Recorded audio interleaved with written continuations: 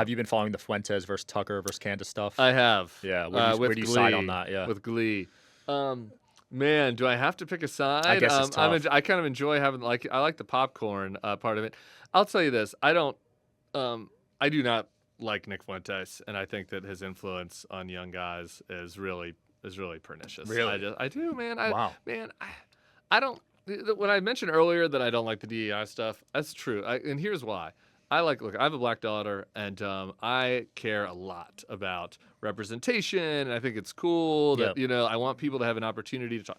I don't like it, though, when it becomes like race is everything, because that gets you to a bad place, man. Victim if you're mindset. talking about race all the time, it gets you into a place, where it's this us versus them thing. It's teams. Like, I don't want to pretend like it doesn't exist. Like this idea, some people on the right will be like, we should be colorblind. Like, that's bullshit. Nobody's fucking colorblind. Like, you should acknowledge it exists. If people are getting screwed over, you should help them out. I think having a Black Mermaid movie because they've been all white before is cool with me. Like, I don't like all that's good, but obsessing over it, I think is a problem. The inverse of that is really dangerous. I just think like white identity politics stuff that Nick does, influences people in a bad way. And I think he does it where he's like, I'm trolling. It's kind of a joke. But a lot of guys take that seriously, man. And people start saying this, like, oh, I'm making joking racist jokes. Then I start to believe it. I've seen that pipeline happen with young guys, where they like where they think they're just being tongue-in-cheek and contrarian by like, making racist jokes. And the next thing you know, you start to listen to them and you're like, you're really buying your own bullshit there. Like, you really do think this. And, so I think Nick's had that effect on people, and I think it's really bad. That said, on the sole question of like who is being authentic and who is grifting, I don't have any reason to believe that Nick is not being authentic. Like, Tucker is fake. Tucker's really? I mean, has Tucker just has he ever explained what happened? Like, did he With his father, you're talking about? Yeah, well, I meant about his ideological transition. Why did it happen? Like, it's like the old Bible thing about Saul to Damascus. Like, Saul falls off the horse and becomes Paul. Like, did he fall off a fucking horse and hit his head, and all of a sudden he changed his mind? You go back and watch old Tucker clips, and it doesn't sound like him at all. Like, he's totally indistinguishable. There's this great old Tucker clip where he's ripping on Bill O'Reilly, talking about how Bill O'Reilly's a fake populist, and he acts like he's a man of the people, and eventually people are going to come for him because nobody likes a fake, and everyone's going to find out that Bill O'Reilly's really just a rich guy that likes fancy things, and he's just playing a role on TV. And I'm like, that's Tucker.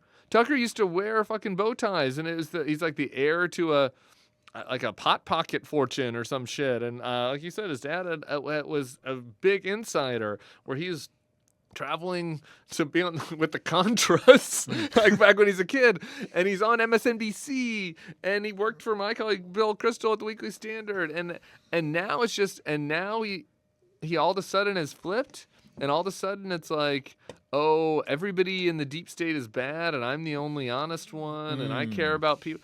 I just don't buy it. I don't know. I mean, who knows? Maybe he had a psychotic break. Maybe he has seen the light, and he's like, everything that I thought before was wrong. But I've never really understood his transition, and I think that he sees like that doing the kind of populist, anti-Israel, white nationalist kind of kooky conspiracy stuff. Was Churchill really the bad guy in World War II? Like, I think that does numbers, and I think that he's going along with it because it does numbers. You can't tell me that Tucker Carlson really thinks that Churchill might have been the bad guy in World War II. Like, Tucker Carlson is a very smart, well-read person who was a traditional Republican up to like 2 minutes ago. So what's the deal? So in that sense, I was watching Nick's takedown of him, and I was like, dude's got some points. Respect that you can watch that objectively, even though you don't like him. Yeah, dude, I want to know what everybody's saying, man. I like to watch the right stuff. It doesn't do you any good to block it out. Right. What do you get from not hearing what the other people are saying? I don't. Look, the one I listen to the most is Bannon. Really? I listen to Candace kind of because I think it's funny. I think Candace is totally off the deep end, cuckoo stuff. Like, how many times can you go show me your dick, Brigitte Macron. Like, I'm sorry. I don't. Why is that still doing numbers? I don't know. But like, it's like every week, it's like, show me your dick, Brigitte Macron. I'm like, I don't think this is really like a real, serious news outfit. But anyway, she's obsessed with that. She just announced her legal fund. Did you see that? People are going to give her money? Yeah, she said it'll cost about $5 million to deal with. Don't give Candace money, Candace fans out there. I know there are a couple of Candace fans out there. She's doing fine. She does not need money. She made her bed with this weird obsession she has. She needs $5 million, man. Yeah, she can find it. Anyway, where was I? No, I like to listen to Bannon because Bannon is not full of shit. Bannon is not full of shit. Me and him disagree. He believes in it. He believes 85% of what he says. That's higher than most. He doesn't really think Trump won the 2020 election. Oh, really? No. Okay. No. You can tell. Bannon does not have a good. Do you ever watch Bannon's show? I haven't seen his show. I've seen clips. Okay. Bannon is not a good poker player. Neither am I, by the way. No. Which is why I wouldn't be good at doing what Tucker does with this, like totally pretending. Bannon will have he'll laugh. He'll smile. I've interviewed him several times. We've gone back and forth, and whenever we get to the 2020 election stuff, and I start being like, "You really think that? You really think that?" Like he starts to chuckle. He folds a little bit. Yeah, he chuckles. He holds the line in his answer, but his face changes. Like when he's talking about the populist stuff about immigration, about going after the big banks, about whatever the other weird hobby horses he has, he gets mad. He gets mad, and he's really intense, an intense guy. And then you start asking about some of the silly stuff, and I'm like, you really think that the vaccines were fake? And it's like, he starts to chuckle. And he's like, well, Dr. Robert Malone. And I was like, okay, Steve.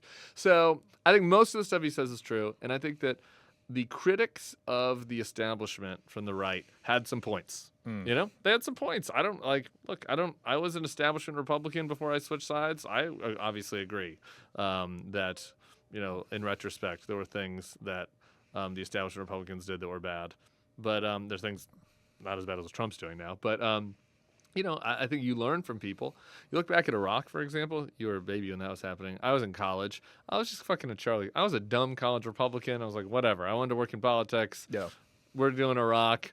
American flag, hell yeah, America, back-to-back World War II champs. We're gonna go fuck them up. Like I just bought into all the jingoistic stuff. I was on board with it. The only people that were against that at the time were like a handful of weird libertarian rightists and like far left folks. Mm-hmm. Like I was it. Like there was nobody that was against it. And like they were right. The weirdos were right. The weirdos were right. And so I don't know. Does that mean that they're also right about the vaccines being a mind control and like all the, the moon made of cheese and all the other crazy shit that they think? No, they're not, they're wrong a lot, but I don't know. I think it's important to listen to other folks because you don't want to get groupthink, right? Yeah. Get caught in a bubble, right? Yeah. Yeah, never Trumper. Yeah, I'm in a never Trumper bubble. I get it. I get it. I mean, I would it's say hard you're to not. get. It's hard to get. I mean, it's hard. That's why I was saying I have to try. I have to try to be out of my but to be out of my never Trumper bubble because man, Trump does a lot of stuff to make our life easy. I could do a show every day about the stupid shit Trump says and does, and I do. Wherever you guys are watching this show, I would truly appreciate it if you follow or subscribe. It helps a lot with the algorithm. It helps us get bigger and better guests, and it helps us grow the team. Truly means a lot. Thank you guys for supporting, and here's the episode.